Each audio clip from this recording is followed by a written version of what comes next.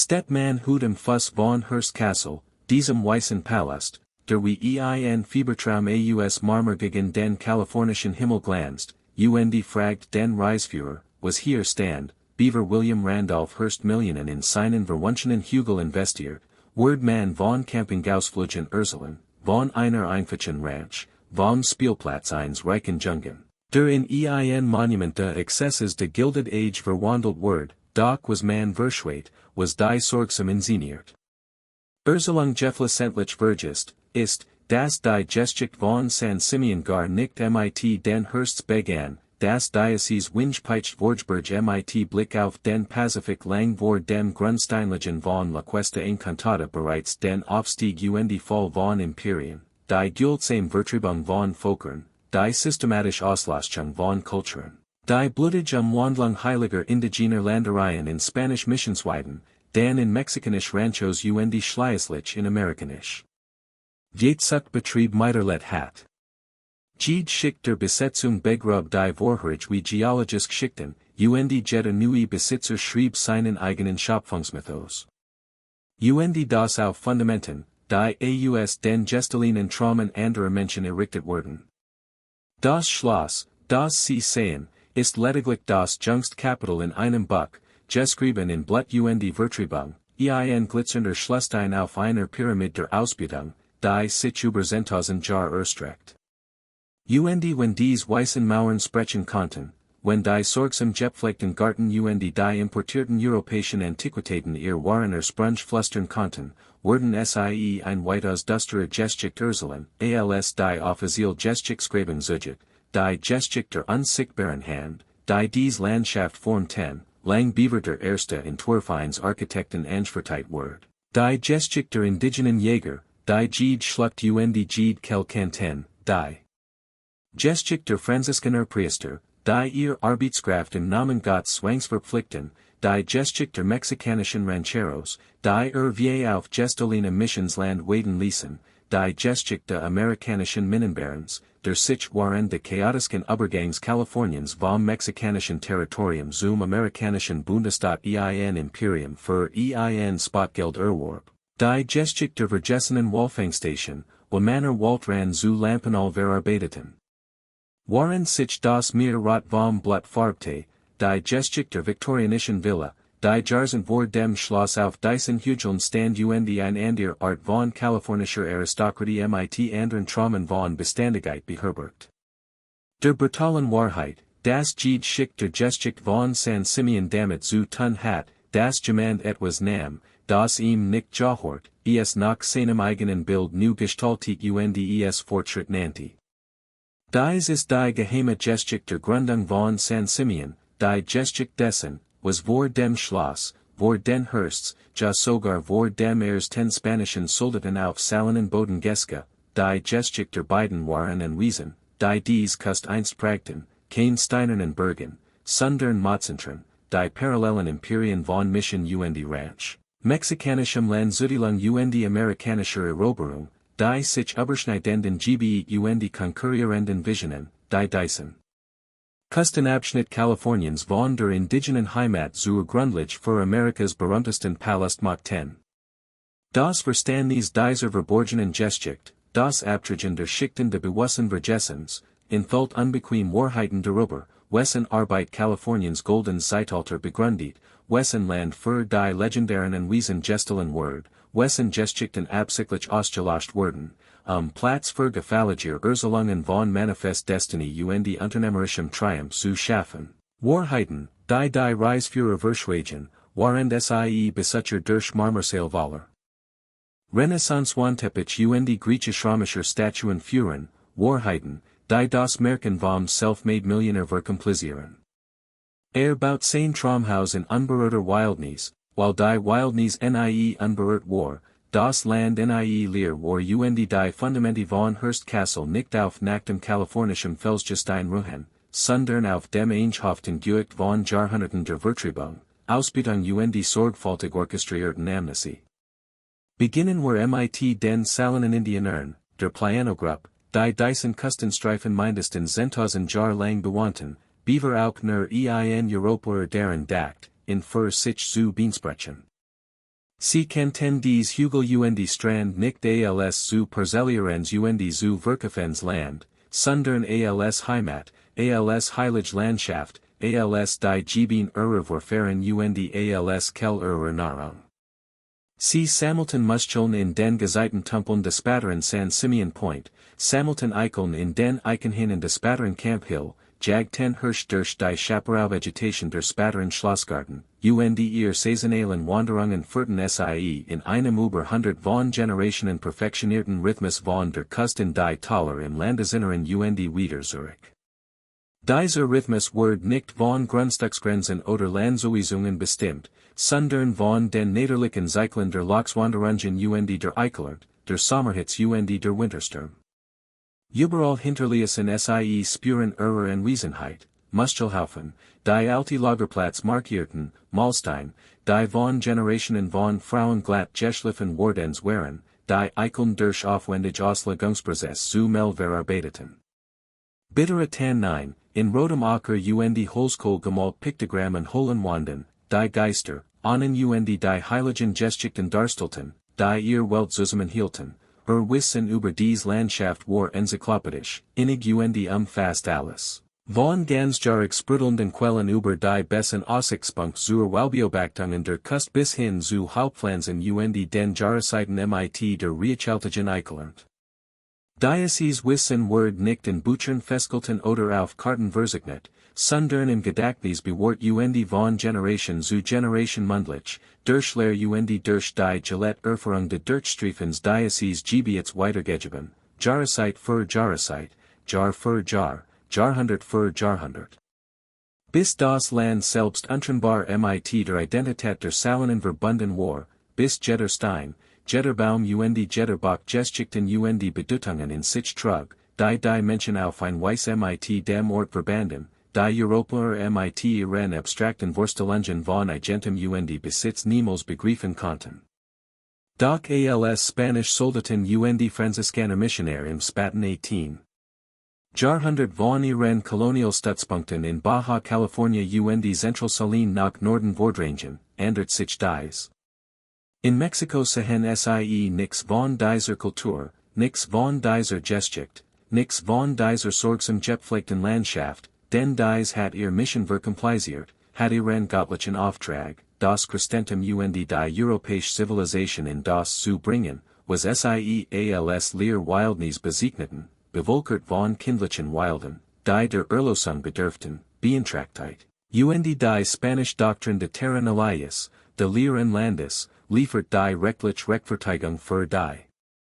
Eroberung, erlaubt es ihnen zu behaupten, dass die indigenen Völker kein wirkliches Anrecht auf das Land hatten, weil sie es nicht auf europäische Art bewirtschaften, es nicht einsandten, kein dauerhaften Strukturen aus Stein oder Holz errichteten, sich nicht in irgendwelchen politischen Hierarchien europäischen Stils organisierten, und dies bequem Blindheit, dies vorsätzliche Weigerung. Die Ostschweilt indigene Landbewirtschaftung und die komplexen sozialen Strukturen ins Wirken, Word.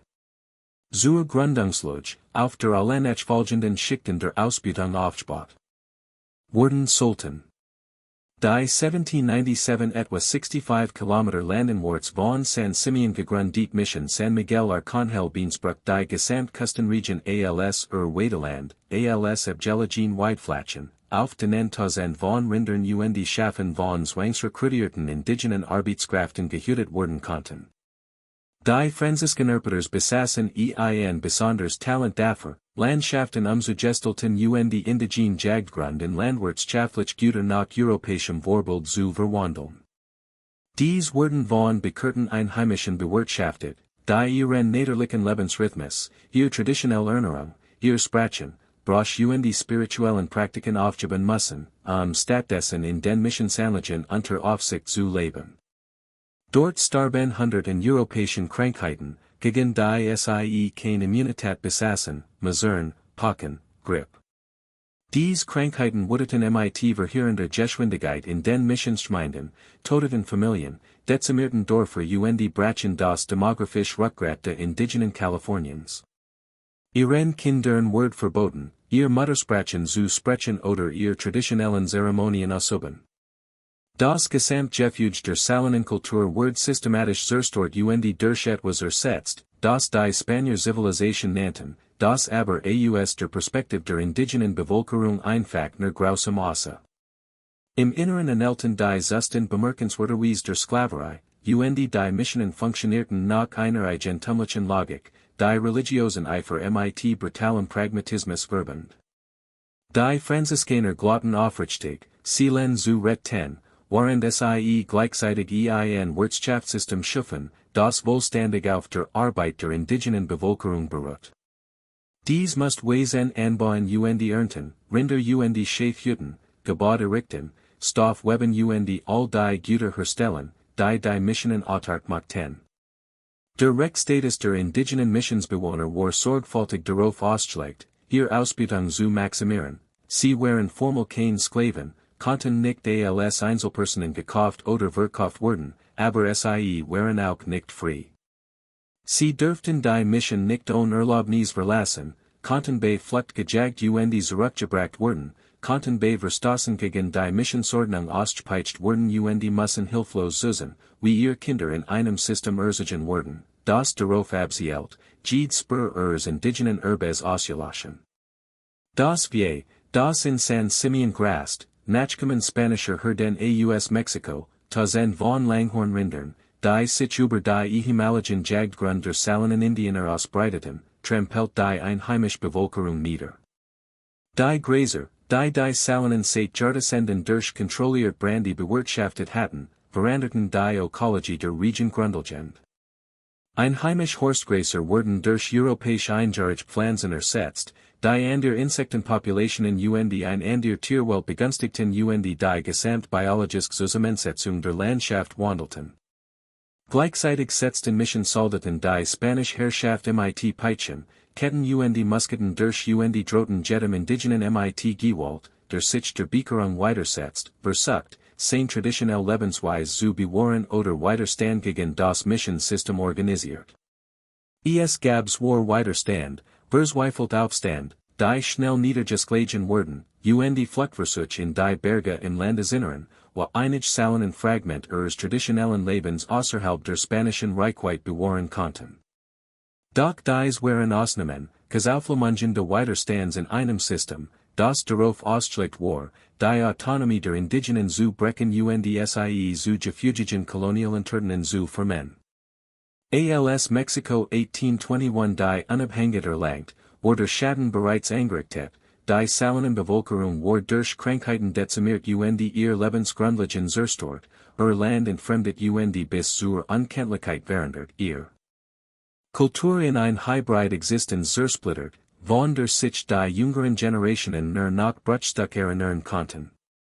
Sie letten nach den alten Traditionen, sprachen Spanisch als ihr Hauptsprach, arbeiteten als Tagelaner in einer Wirtschaft, die vollständig von europäischen Bedürfnissen und europäischen Wertvorstellungen geprägt war, ihr Kinder wuchsen in einer Welt auf, in der zu sein bedeutet, untergeordnet zu sein. In der traditionelles Wissen als Aberglaube verhand wird und in der einzige Weg zum Überleben die Assimilation in die untersten Schichten der Kolonialgesellschaft zu sein schien.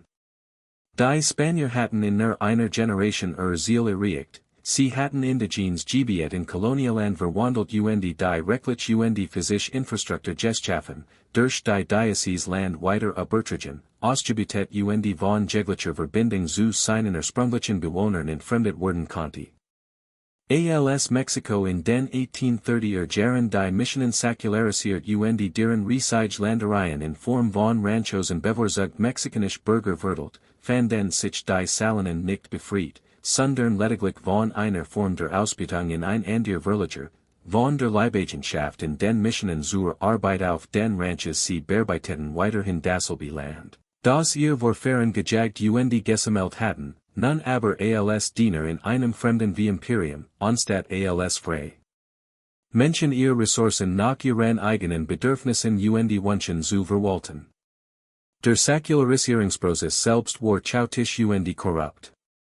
Missionsland, das theoretisch den indigenen Völkern gehört, die es jahrzehntelang bearbeitet hatten, wird stattdessen in politisch einflussreich California verteilt, die richtigen familiären Verbindungen, die richtigen Militardienstsünes und die richtigen Beziehungen zu Gouverneuren und Beamten hatten, waren die indigenen Völker, die es tatsächlich bewirtschaftet hatten, leer Ostingen. Sie hatten Generationen lang auf diesem Land gearbeitet und nichts dafür erhalten, ihr Anspruch auf das Land wurden ignoriert, ihr Jahrzehntelang Zwangsarbeit wurde nicht belohnt, Status als ursprünglich Bewohner wurde in den Gerichtswürfen, die Kalifornien in private Ranchos aufteilten, ausgelöscht, und dieser Moment, dieser Übergang von Missionsland zu mexikanischen Landzuweisungen, stellt einen der großen Diebstahl in der Geschichte Kaliforniens dar, ein umfassende Übertragung. Indigenen Territoriums in mexikanische Eliten, die durch bürokratische Tricksereien Volsigen wurden und die indigenen Völker in ihrer eigenen Heimat landlos zurückließ, abhängig von Lohnarbeit für Rancheros, die nun rechtmäßig das besaßen, was ihren Vorfahren von den Missionen gestohlen wurdens war und nun durch die Säkularisierung erneut gestohlen wurde. In dieses Vakuum säkularisierter Missionslanderien trat José de Jesus Pico, in California gemischter Herkunft mit afrikanischen und spanischen Wurzeln, der im mexikanischen Militär gedient hat und über die nötigen politischen Verbindungen verfügt, der großen Landzuweisungen zu sichern, die je von einem mexikanischen Gouverneur vergeben wurden. 1840 übertrug Gouverneur Juan Bautista Alvarado Pico di Rancho Piedra Blanca, fast 49.000 acres ehemaliges Weideland der Mission San Miguel, das die Gesamtkust von San Simeon umfasst. Benannt wurde die Ranch nach den weißen Felsen, den Piedras Blancas, die den Punkt markierten, und dem die Santa Lucia Berge Steil in den Pazifik abfielen und ein dramatisches geologisches Merkmal bildeten, das kilometerweit entlang der Kust sichtbar war. Pico, der sein Leben im Kampf gegen verschiedene Aufstand und im Dienst der mexikanischen Regierung in der chaotischen politischen Landschaft Alta Californias riskiert hat, wo rivalisieren Fraktionen ständig die Macht rangen und Gouverneur in alarmierender Häufigkeit kämen und Jingen, so dies Landzuweisung als sein Belohnung, sein Chance, sich. Als Ranchero, als Mitglied der Landadel in der pastoralen Wirtschaft der mexikanischen Kaliforniens hat zum Ziel, ein Familiengut zu schaffen, das über Generationen Bestand haben sollt. Verstand, das Land die Grundlage von Macht und Status im mexikanischen Kalifornien war, das Ranchero zu sein mehr bedeutet als bloßer Besitz von Eigentum, es bedeutet die Zugehörigkeit zu einer Eliteklasse, die kalifornische Politik und Gesellschaft dominiert und nach besonderen kulturellen Mustern der Gastfreundschaft und Redkunst sowie aufwendigen sozialen Ritualen let, die Landbesitzerklasse von den einfachen Arbitern unterschieden. Doch der Betrieb einer Ranch dieser Groß erfordert enormes Kapital und Arbeitskraft, Tausend von Rindern, die gekauft oder gezuchtet werden müssen, Vaqueros zur Viehzucht, Bediensteht für die Instandhaltung der Ranchbad, Koch zur Verpflegung der Arbeiter und Schmied zur Wartung von Werkzeugen und Geräten.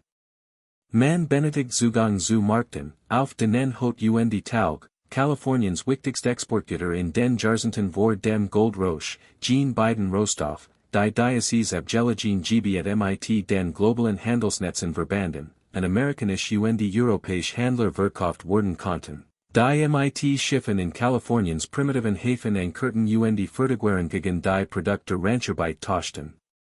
Pico, trotz seines Militärdienstes und seiner politischen Verbindungen, trotz der beeindruckenden Groß seines Landbesitzes auf dem Papier, kämpft darum, seinen Titel in ein funktionierendes Wirtschaftszentrum umzuwandeln. Muss sich, die notwendige Infrastruktur zu entwickeln, von dem Land zu profitieren, das war von spektakulärer Schönheit und strategisch günstiger Lage in der Kust war, aber weit entfernt von den Wirtschaftszentren der mexikanischen Kaliforniens lag. Dieser Kluft in Santa Lucia Berge machten Reisen nach Monterey oder Santa Barbara schwierig und zeitaufwendig, und der Mangel an guten Häfen erschwert die Schifffahrt. Problematisch war, dass die San Simeon Bay kaum mehr als eine Feinried war, die den Stürmen des Pazifiks ausgesetzt war, was Schiff vor der Kust ankern müssen und waren in kleinen Booten durch die gefahrliche Brandung hin und her transportiert werden müssen. Obwohl es Pico gelang, auf seinem riesigen Land wie Waden zu lassen und mindestens ein Lemhaus zu bauen, in dem mit seiner Familie lebt, den Pazifiquellen beim Brecken gegen die Felsen unten Susse und gelegentlich Besucher empfing, die Beschwerlich Reis zu diesem abgelegenen Außenposten auf sich nahmen, Eric die Ranch nie den Wohlstand, den sich vorgestellt hat. Word nie zu dem wirtschaftlichen Kraftzentrum, das Vermögen seiner Familie für Generationen sichern wird. Bracht nie den Reichtum hervor, der Rancheros in bessere Reachbaren Orten nachher in wichtigen Handelsraten Zufluss, und Pico geriet zunehmend in Schuden, hat immer größere Schwierigkeiten, seine Position zu halten, und war immer anfälliger für die wirtschaftlichen und politischen Kraft, die Kalifornien schon vor der amerikanischen Eroberung veranderten. Als amerikanisch Freibeuter 1846 in Kalifornien einmarscherten und damit den mexikanisch-amerikanischen Krieg auslassen, der schließlich zur Annexion Kaliforniens durch die Vereinigten Staaten führt, befand sich Pico auf der Verliererseite der Geschichte. Als mexikanischer Staatsbürger musste sein Landzuteilung nun von amerikanischen Gerichten bestätigt werden, sein Eigentumsrecht unterlegen amerikanischen Auslegungen mexikanischen Rechts, und sein bloß Anwesenheit auf dem Land, das als sein Eigentum betrachtet hat, hing nun von Gerichtsverfahren in einer Fremdsprache und nach Rechtsgrundsätzen ab, die nicht vollständig verstand. In den Gerichtssälen arbeiteten amerikanische Richter und Anwalt nach amerikanischen Rechtstraditionen, die mexikanische Landzuteilungen mit Misstrauen betrachten, als Hindernis für die amerikanische Besiedlung, als Hürden, die durch sorgfältige juristische Argumentation überwunden oder für ungültig erklärt werden müssen. Der Land Act von 1851, der vom Kongress zur Regelung mexikanischer Landzuteilungsansprüche im new amerikanischen Kalifornien verabschiedet wird, schuf ein Kommissionsverfahren, das amerikanische Interessen stark begünstigt, mexikanische Landbesitzer verpflichtet, ihr Titel nach Standards nachzuweisen, die oft unerfüllbar waren, und Vermessungen und Dokumente verlangt, die viel Rancheros nie geführt hatten. Da das mexikanische System auf anderen Prinzipien beruht, daher auf informellen Vereinbarungen, die auf persönlichen Beziehungen und Ortskenntnis basierten, anstatt auf praxisen Rechtsdokumenten und vermessenen Grenzen, Brüller Pico in den folgenden Jahrzehnten der 1850er und 1860er Jahre allmählich die Kontrolle über sein Ranch. Dies geschah nicht durch direkt Enteignung, sondern durch die schleichen Verschärfung der Anwaltskosten, der und wirtschaftlichen Druck. Musste Parcellen verkaufen, Anwalt zu bezahlen, die seinen Titel vor amerikanischen Landkommissionen verteidigten. Hinzu kam der unerbittliche Druck amerikanischer Hausbesetzer und Spekulanten, die wussten, dass mexikanische Landzuweisungen anspruchten, Grenzen bestritten, Titel getrupt und Eigentumsverhältnis durch den geduldigen Einsatz amerikanischen Kapitals und amerikanischer Rechtsexpertise angesichts der mexikanischen Verwirrung und wirtschaftlichen Schwäche betragen werden konnten. Viele Rancheros, selbst jene, die ihr Landzuweisungen erfolgreich vor Gericht verteidigten, gerieten durch die dafür notwendigen Anwaltskosten in den Ruin und waren gezwungen, Großteil ihres Besitzes zu verkaufen, nur die Anwalt zu bezahlen, die den Rest gerichtet hatten. Dieser Prozess wiederholt sich in ganz Kalifornien und führt zu einem massiven Landtransfer von mexikanischen in amerikanische Hand, einer rechtlichen Enteignung. Durch Gerichtssaal und Anwaltskanzleien wurde erreicht, was andernfalls den Einsatz militärischer Gewalt erfordert hat. Die Verheerenden during der 1860er Jahre in Kalifornien besiegelten das Schicksal der Rancherwirtschaft. Tausend Rinder verendeten in ganz Kalifornien, ihr Kadaver bedeckten die Taler und Hügel, der Gestank des Tods hing über den Ranches, die nur wenige Jahre über nach unverwundbar geworkt hatten. Das Land selbst schien unwirtlich zu werden, Jahr für Jahr, unausreichend Regen. Das Grave dort, die Quellen versiegten, das Gesamtökosystem, das die Wirtschaft getragen hat, brach unter der Last der anhaltenden der Zusammen. Rancheros, die wie Feudalherren Gillette, aufwendig festgeführt und Dutzend Rinder verschenkt hatten, ihren Reichtum und ihr Großzügigkeit zu demonstrieren, fanden sich plötzlich Metellos und verzweifelt wieder. Vermögen steckten verendeten Tieren und Land, das sie sich nicht leisten konnten zu bebauen, einzusetzen, zu bewassern oder mit den Investitionen zu verbessern, die neue amerikanische Agrarwirtschaft erfordert.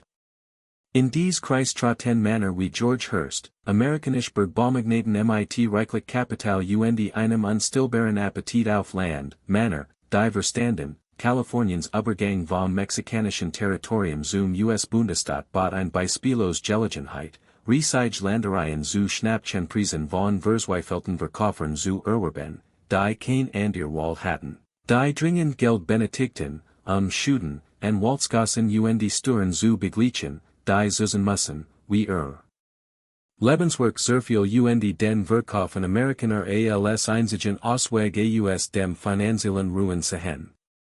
1865 kauft George Hearst etwa 50.000 acres der Rancho Piedra Blanca von José de Jesus Pico und zahlt einen Preis, der Pico, der dringend Kapital benötigt, großzügig erstehen, aber nur einen Bruchteil dessen ausmacht, was das Land letztendlich wert sein wird, nämlich nur einen Bruchteil dessen, was es Jahren später wert sein wird, als. Die kalifornische Landwirtschaft boomt und Kostengrundstück immer begehrter wurden. Pico, der Diocese Land als Belohnung für seinen Militärdienst erhalten hat, der versucht hat, seine Familie als standige Mitglieder der kalifornischen Landelite zu etablieren, der Jahren seines Lebens investiert hat, dies abgelegen Ranch profitabel zu machen, fand sich nun enteignet wieder. Sein Ranch war in amerikanisch Hand gefallen, sein Traum von dynastischer Kontinuität zerplatzt. Durch Kraft, die außerhalb seiner Kontrolle lagen, der Krieg, rechtliche Veränderungen, wirtschaftliche Umwälzungen, der Zusammenbruch der gesamten Struktur der mexikanischen Kaliforniens in Hiram, und die Rancho Piedra Blanca, die selbst auf gestohlenem Missionsland errichtet worden war. Das durch Spanische Eroberung und die Franziskanerbeckerung dem indigenen Salinan-Gebiet abgerungen worden war, für nun ein weiter Transformation, einen weiteren Eigentumswechsel, ein weiter Schicht der Ausbeutung, die auf vorherigen Schichten aufgebaut wird, wobei jeder nachfolgende Besitzer seinen Anspruch für legitimer hielt als den vorherigen, jeder überzeugt war, rechtmäßiger Werben zu haben, was mehrfach gestohlen worden war, und José de Jesus Pico verschwindet nach dem Verkauf aus den Geschicksbüchern. Sein Leben und sein Vermögnis reduzieren sich auf einig wenig Rechtsdokument und Aussagen der Landkommission, die in Archiven aufbewahrt wurden, sein Lehmhaus auf der Ranch zerfällt allmählich Zurich in die Erde, aus der erbaut worden war, sein Mauern schmelzen im Winterregen, sein Dach stürzt ein, sein Existenz gerät in Vergessenheit, außer bei lokalen Historikern und Nachkommen, die sich daran erinnern, als dies Picoland war, Beaver Hearstland word, Beaver zum Denkmal amerikanischen Reichtums und amerikanischer Macht word. Doch Beaver George Hearst sein neues Landgut vollständig entwickeln konnte, Beaver sein viktorianisch Villa errichten, sein Viadukt aufbauen oder die Infrastruktur schaffen konnte, die das rohe Land in ein produktiv Ranch verwandeln sollt, let San Simeon ein weiter Metamorphos, einen weiteren Wirtschaftsboom, der auf Blut und Gewalt basiert. Dies Mal nicht auf dem Blut der Indigenen oder der Vertreibung von Mexikanern, sondern auf dem industriellen Abschlachten von Pazifischen Graulen. In den Jahren unmittelbar nach der amerikanischen Eroberung Kaliforniens, den 1850er und 1860er Jahren, wird San Simeon Point zum Standort einer Walfangstation in der Kust. Sie war ein von Dutzenden, die entlang der kalifornischen Kust von amerikanischen Unternehmern errichtet wurden, die Whale als nix anderes als schwimmend Officer betrachten, wird wohl Rohstoff, die dem Meer entnommen und zu Lampenal und Schmierstoffen verarbeitet werden sollten, amerikanisch Stadt zu erluchten und amerikanisch Maskinen in den Jahrzehnten zu schmieren. Beaver die Erdelforderung wallall überflüssig macht. Die Walfangstation in San Simeon wird 1852 von Kapitän Joseph Clark gegründet, einem portugiesischen Einwanderer, der seinen Namen von Machado geändert hat, amerikanischer zu klingen, und der den Walfang in Portugal gelernt hat. Die jagd auf die Grauwale von den Azoren und die damit verbundenen Fähigkeiten, die sie nach Kalifornien brachten, wo die Wale nahe genig in die Kusterankommen, von kleinen Booten aus, die vom Strand aus Gestert wurden, gejagt zu wurden, stellten ein neue Art der Ausbeutung Kaliforniens dar, ein neue Art, where aus dieser Landschaft zu gewinnen. Nicht mehr durch ein heimisch Arbeit oder Viehzucht, sondern durch die systematische Verfolgung und Tötung von Mirassagetieren, deren einziges Verbrechen deren Bestand, auf ihrer jahrlichen Reise zwischen arktischen Nahrungsgründen und mexikanischen Brutligungen und der kalifornischen Küste vorbesitzieren. Die Kussenwalfanger arbeiteten mit brutaler Effizienz. Beobachter auf Anhohen suchten den Ozean nach Walfangen ab, und sobald ein Grupp gesichtet word, stürmten die Besatzungen klein Boot von San Simeon Point aus und Ruder 10 wie wild, die Whale abzufangen. Die Harpunen waren bereit, und die Jagd selbst war ein Todstands auf den Wellen des Pazifiks. Die Bootne hörten sich den Whalen von hinten, den machtigen Schwanzflossen auszuweichen, die ein Walfangboot in Stuck reißen konnten. Die Harpunierer stachen zu und trieben Eisen tief in das Fleisch der Whale. Die Whale tauchten und kamen blutend wieder in die Oberfläche, das Wasser farbte sich rot. Verwen die Tier zogen in ihren Todesqualen die Boot kilometerweit hinter sich her. Manchmal siegten die Whale, in dem sie Boot zerschmetterten oder unter Wasser zogen und Besatzungsmitglieder ertränkten, die in grauen Fluten verschwanden und nie gefunden wurden. Doch meistens siegten die Walfanger und zogen die verwundeten Tier zurück in Land, wo sie verarbeitet werden konnten. Entweder schleppten sie die toten Whale hinter ihren Booten her oder banden sie langseits fest und ruderten mit dem Gewicht mehrerer Tonnen Walfleisch. Jeder Arbeitritt word von den Wakadavern verlangsamt, und die Verarbeitung war ein Grauen für sich, Whale wurden am Strand von San Simeon Point in Land geschleift, ihr Körper mit langen Schlachtmessern aufgeschnitten, der Speck in langen Streifen wie beim Schälen einer Orange abgezogen und in Schmelzofen geworfen, wo zu eingekocht ward. Die Schmelzofen brannten waren der Walfangsaison ununterbrochen, der Strand war rot vom Blut und übersat mit Wakadavern in verschiedenen Verwissungsstadien, Nochen türmten sich auf, die Luft war erfüllt vom Gestank des Tods und de Ostpresten Specks, ein Jarek, der so stark und allgenmordig war, dass Walfangstationen kilometerweit kennzeichnet.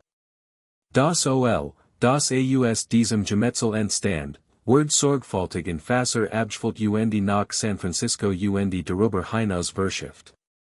Versorgt die Lampen amerikanischer Hochschuld mit Licht, die nie in die Whale dachten, die für Licht starben, die sich nie die brutale Industrie vorstellen konnten, die hinter etwas so einfachem wie Beleuchtung stand. Die Walfangstation in San Simeon bestand etwa 4 Jahren lang, von den frühen 1850er Jahren bis in die frühen 1890er Jahre. In den 1890er Jahren, als die Walbestand schwenkten und sich die Marktnachfrage sowie technologische Veränderungen, die Wall überflüssig machten, veranderten, entwickelt sich San Simeon in seinen Blütezeiten in den 1860er und 1870er Jahren zu einer Art Stadt, einer einfachen Siedlung von Walfangern und ihren Familien, von portugiesischen und azorianischen Einwanderern, die den Walfangen der kalifornischen Küste dominierten und ihr Jahrhundertelten Techniken, ihr katholischen Fest und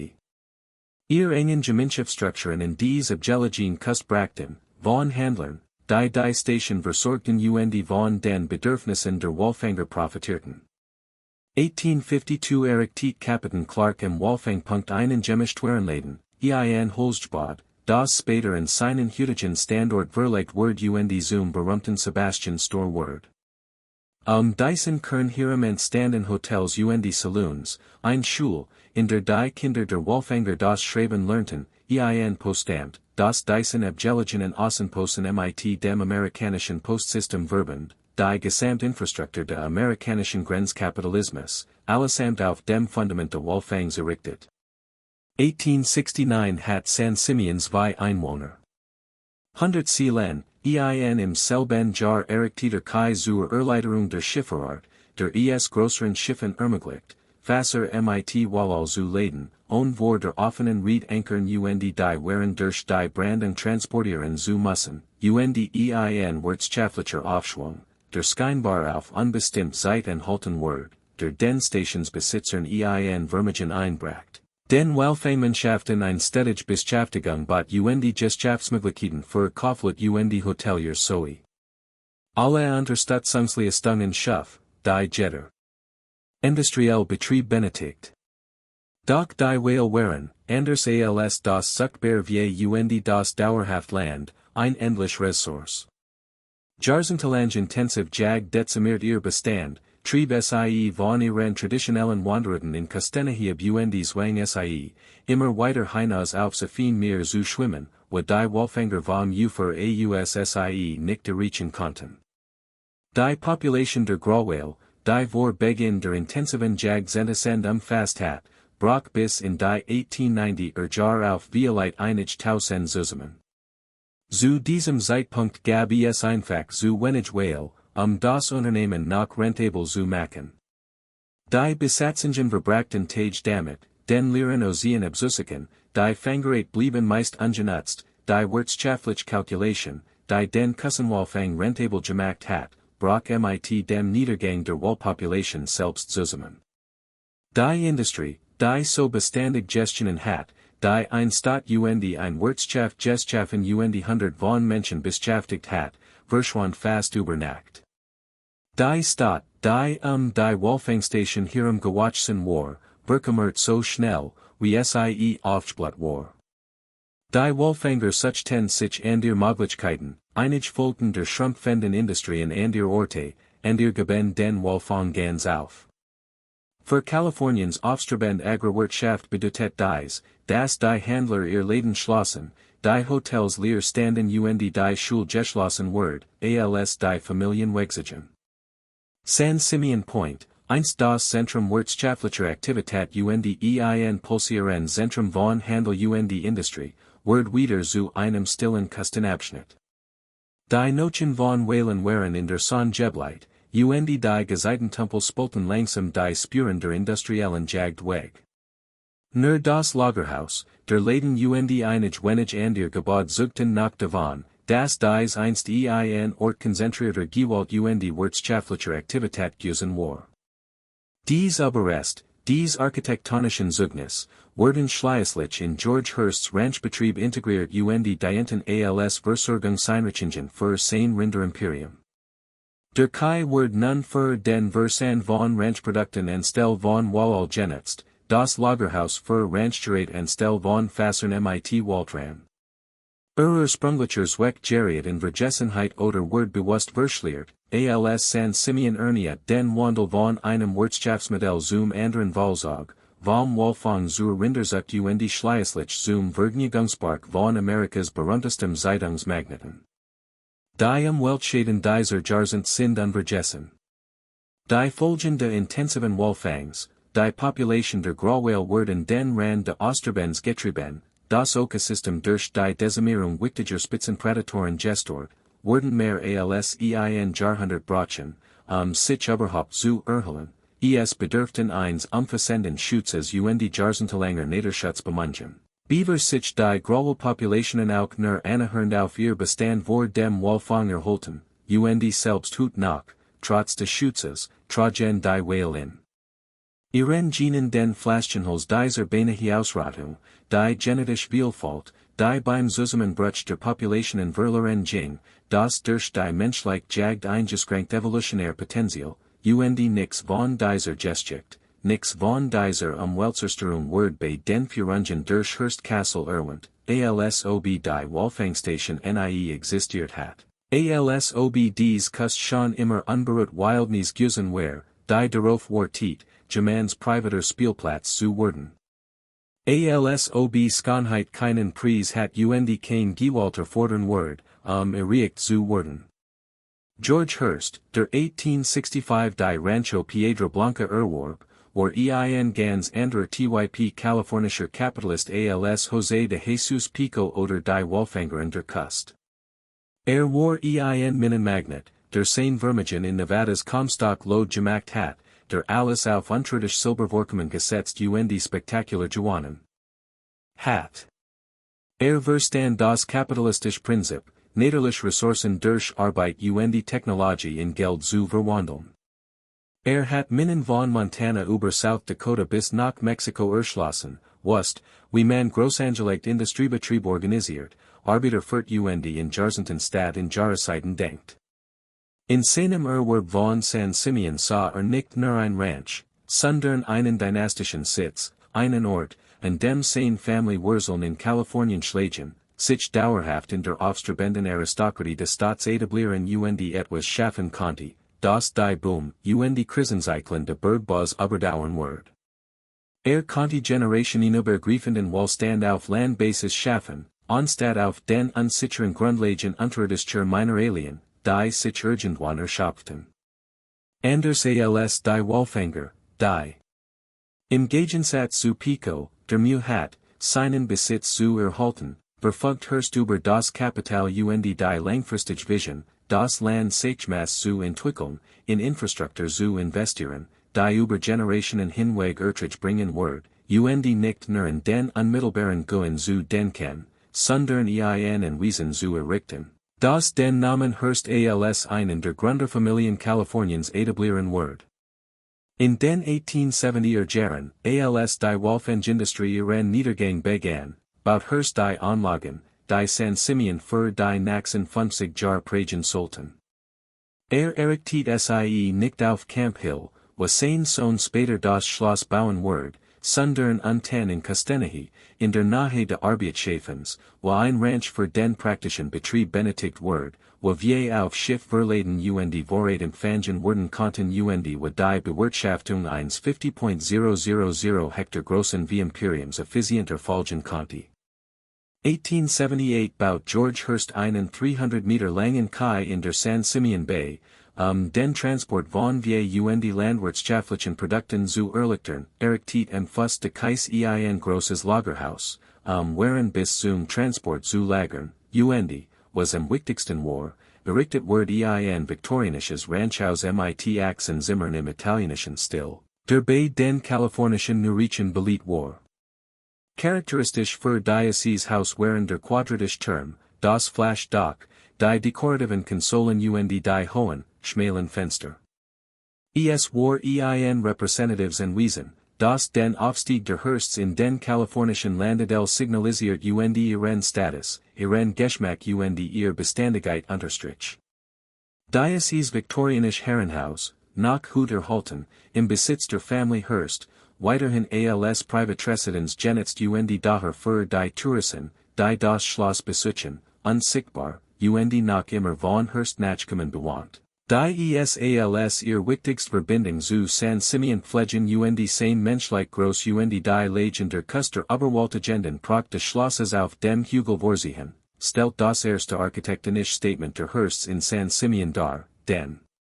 ersten Versuch, dem rauen kalifornischen Landschaftsbild einen Hauch von Jehobinem Geschmack ostlicher Eleganz zu verleihen. Das Haus selbst, mit seinen hohen Fenstern Blick auf den Pazifik, den kunstvollen Holzarbeiten von erfahrenen Zimmerleuten aus San Francisco den modischen architektonischen Details, die aus Musterbüchern kopiert wurden, die in Amerika kursierten. Die Aufstrebende Oberschicht muss in dieser abgelegenen Küstenregion völlig deplatziert geworkt haben, in Stuck San Franciscoer oder Sacramentoer Gesellschaft, verpflanzt in das Windpeitscht Ranchland, wo es hundertmal so viel Rinder wie Menschen gab. Doch genau das war der Punkt, so präsentiert sich Kaliforniens neue Elite. Sie errichtet gebaut, die ihr Distanz zur rauen Pionier seid, ihr Zugehörigkeit zur nationalen nicht nur regionalen Kultur ihren Status als Amerikaner, die zufällig in Kalifornien leben, nicht als Kalifornier, die langsam zu Amerikanern wurden, demonstrierten. Phoebe Hearst, George Frau. Ein Gebildet kultiviert Frau, die vor ihrer Lehrerin Gusen war deren kulturell Interessen weit über die geschaftlichen Besessenheiten ihres Manns hinausgingen, besucht dieses viktorianisch Ranchhaus half bei der geschmackvollen Einrichtung, die ein Frau ihrer Stands ihrer Bildung für angemessen hielt, Passend Mobile von San Francisco Handlern, Bucher. Musikinstrument und alles, was zu einer kultivierten viktorianischen Häuslichkeit gehört. Sie versucht, ein Oas der Zivilisation in dem zu schaffen, was damals so fremd erschienen sein muss. Für sie war es wie Wildnis, und die Hearsts nutzten San Simeon nicht als Hauptwohnsitz, sondern als Rückzugsort, einen Ort, der Gesellschaft von San Francisco in bestimmten Jahreszeiten zu entfliehen, ein Bewirtschaft Ranch, die gleichzeitig als Erholungsgebiet diente. George Hearst entwickelt das Land systematisch, führt wissenschaftlich Ranchmanagementtechniken ein, die aus landwirtschaftlichen Fachzeitschriften und durch Rücksprache MIT-Experten gelernt hat, importiert verbessert Rinderrassen, sein Herden aufzuwerten, pflanzt ausgehend Obstplantagen, die schließlich 100 von Hektar bedeckten, baut Stazin und Wassersystem. Das Land produktiver zu machen, beschäftigt Dutzend von Rancharbeitern und Vaqueros, die in über das Gelände verstritten Barracken letten und unter Vorarbeitern arbeiteten, die wiederum Ranchmanagern unterstanden, die Hearst selbst unterstanden. So entstand ein Hierarchie von Arbeit und Management, die Bergbaubetrieb widerspiegelt, die sein Vermögen eingebracht hatten. Die Ranch word profitabel, autark und bildet die Grundlage eines kalifornischen Wesens, das schließlich ein Viertelmillion Hektar umfasst und sich von der Kust tief in die Taler de Landesinneren erstreckt, eins der großen privaten Landgüter Kaliforniens. War als Goldsucher mit nix als Urgias und Gluck nach Kalifornien gekommen, hat ein Herrentergemein Farm in Missouri verlassen, sein Gluck in den Goldfeldern zu versuchen, war in seinen frühen Jahren in Kalifornien fast verhungert und hat sich erfolgreich zu einem kalifornischen Landbaron, einem US-Senator und dem Patriarchen einer der bedeutendsten Familien des Staates entwickelt.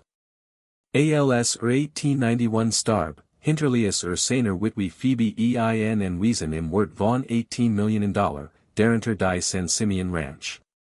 Phoebe, die den Urgias ihres Manns, wenn auch nicht sein Rau Art, teilt, in von Tellerwasher zum Millionär begleitet hat und ihr eigenen Wurstelungen davon hat, was mit diesem Reichtum Gestehen sollt, entwickelt das Wesen weiter, nutzt es weiterhin als Familienrefugium und unternem mit ihrem Sohn William Randolph Campingausflug zu einem Ort namens Camp Hill, hoch in den Bergen über dem viktorianischen Ranchhaus. Dort wohnt die Familie in aufwendigen Plattformzelten mit Holzboden, richtigen Betten, Porzellen, Silberbesteck und allem Komfort für ein zivilisiertes Campengerlebnis, von wa aussie den Blick über die Landschaft schweifen lassen konnten. Sie sehen die Kust und die Taler im Landesinneren vor sich, so weit das Auge reicht, eigens Land. Der junge William Randolph, der mit seiner Mutter auf diesem Hügel zeltit und den Sonnenuntergang über dem Pazifik beobachtet, waren diener Mahlzeiten zubereiteten und sich alle Bedürfnis kummerten, während die Lection, die sein Eltern ihm beibringen wollten, Land bedeutet Macht, Besitz bedeutet Beständigkeit, Schönheit konnte man besitzen. Für men und nach eigener Vorstellung umgestalten, Kalifornien war ein Ort, an dem jemand mit genügend Geld und Urgias sein eigen Realität erschaffen, Wildnis durch Kapital und Willenskraft in ein Paradies verwandeln konnte. Jahren später, als William Randolph nach dem Tod seiner Mutter im Jahr 1919 Diocese Land erbt, als bereits einer der mächtigsten Zeitungsverleger Amerikas war und ein Imperium aus Sensationsjournalismus und Politiskum Einfluss aufgebaut hat, setzt dies Lektionen in einem Osmos in die Praxis das sich selbst seiner geizigen Eltern hatten vorstellen können, und verwandelt Camp Hill von einem Campingplatz in einen Palast, der die Welt in Erstaunen versetzen sollt. Zu verstehen, was William Randolph Hearst zwischen 1919 und 1947 auf Camp Hill errichten ließ, die war Bedeutung von Hearst Castle zu begreifen, das weiß und unerreichbar vor dem kalifornischen Himmel emporragt, muss man alles vorhergehend verstehen, erkennen, das der Verwunschen Hügel unbewohnt war, das Jetterstein der Casa Grande auf Schichten von Vertreibung und Ausbildung ruht, das Schloss nicht auf unberührtem Land, sondern auf einem Palimpsest erbaut wird, das von Aufeinanderfolgenden Besetzungswellen immer wieder neu geschrieben wird, von Jahren aus Salina, die Jede Kel und Jeden Wildwechsel Kanten, von Franziskaner Missionaren, die indigene Arbeitskraft zwangsrekrutierten und ein Reich der Seeland errichteten, von mexikanischen Rancheros, die wie auf Gestolinem Missionsland waden ließen, von amerikanischen Minenarbeitern, die Imperien für ein Spotgeld kaufen, von portugiesischen Walfangern, die das Meer mit Blut farbten, von viktorianischen Weberonen, die erst 10 Herrenhäuser bauten, Jede Gruppe formt die Landschaft nach ihren Bedürfnissen und Wünschen Jede Gruppe tilgt oder verschleiert die Spuren vorheriger Besiedlung, Jede Gruppe glaubt, Anspruch sei legitim, Besitz dauerhaft, Hearst's Vision, was Diocese Land sein Conti, war die endgültig und richtig. Und was Hearst of 1919 tat, war, Diocese Muster in größerem Maßstab fortzusetzen. Nahm das über Generationen Einschafft-Kapital der Ausbeutung und Gewinnung, Gold,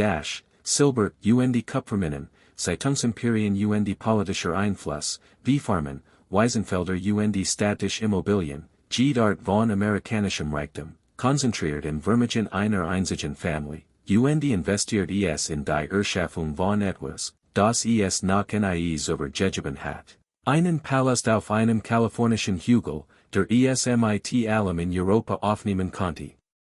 Wirkendet der Welt, das Amerika angekommen war, das amerikanische Reichtum mit der Pracht der alten Welt mithalten konnte, das die neue Aristokratie der Industriekapitalismus Monumente errichten konnte, die so beständig waren wie jede mittelalterliche Burg. Doch das Fundament, auf dem Diocese Monument ruht, war nicht Fels, sondern Geschichte, nicht fester Boden, sondern Schichten umstrittener Besitzverhältnis, nicht unberührt Wildnis, sondern Land, das 10.000 Jahre lang bewohnt, umkämpft, übertragen und verwandelt wordens war, beaver der erste Stein von Hearst Castle gelegt wird. Und dies Geschichte, die war Geschichte, die unbequem Geschichte, die Geschichte vom Selfmade-Erfolg und unternehmerischer Vision wird durch die Borbieten systematisch verdeckt, unter Tonnen importierter europäischer Antiquitäten, sorgfältig angelegten Garten und den brillanten Entwürfen der Architektin Julia Morgan begraben und von allen Vergessen, außer von den Nachkommen der Vertriebenen, den Salinan-Indianern, die noch immer in der Region letten und sich deren erinnerten, wie ihr Vorfahren in diesen Hügeln jagten. Sie beobachten aus der Fern, wie ein weiterer reicher Eindringling ihr Heimat in ein weiteres Monument für die Vision eines anderen vom Paradies verwandelt. Das viktorianische Ranchhaus, das George Hearst 1878 erbaut hat, das erste Herrenhaus von San Simeon, das gebaut, das die Ankunft der Hearsts als kalifornisch Landbaron verkündet hat, wird nun von dem viel größeren Bauwerk auf dem Camphill überschattet, überflüssig gemacht und unsichtbar gemacht. Die Walfangstation, einst das wirtschaftliche Zentrum von San Simeon, wird zur Touristenattraction verkommen, das alte Lagerhaus dientes wecken, die weit von seiner ursprünglichen Funktion entfernt waren, und der Sebastian Store verkauft.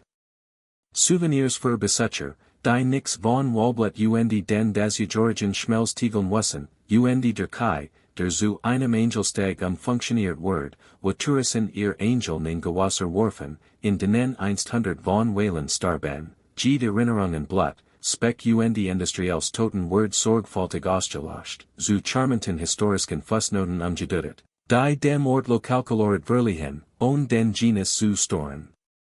Die Rancho Piedra Blanca, die José de Jesus Pico als Landschenkung erhalten, Musum entwickelt und ein amerikanisches Kapital und amerikanisch Rechtssystem verloren hat, war nun einfach nur noch die Hearst Ranch. Ihr mexikanischen Ursprung waren Vergessen oder zu einer historischen Randnotiz reduziert, ihr Verbindung zu den Missionsgebieten aus dem kollektiven Gedächtnis gedulgt, ihr indigene Vorgeschichte völlig ignoriert.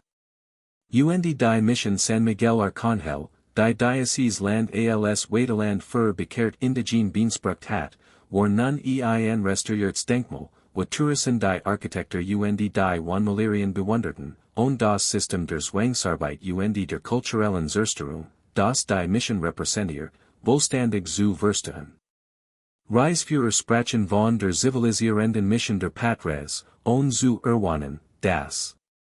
Die Tausenden, die in Krankheiten oder dem kulturellen Genozid starben, denn das Missionssystem verkörpert, und das Volk der Salinan selbst, dessen Vorfahren dieses Land seit 10.000 Jahren bewohnten, das Jede Kell, Jede Schlucht und jeden Kustenversprung kannte, das dies Hügel mit Führer, saisonalen Branden und tiefem ökologischen Wissen bewirtschaft, das hier lang vor Missionen, Ranchos und Bergen let, waren nun auf klein Rancherias anderswo abgedrängt.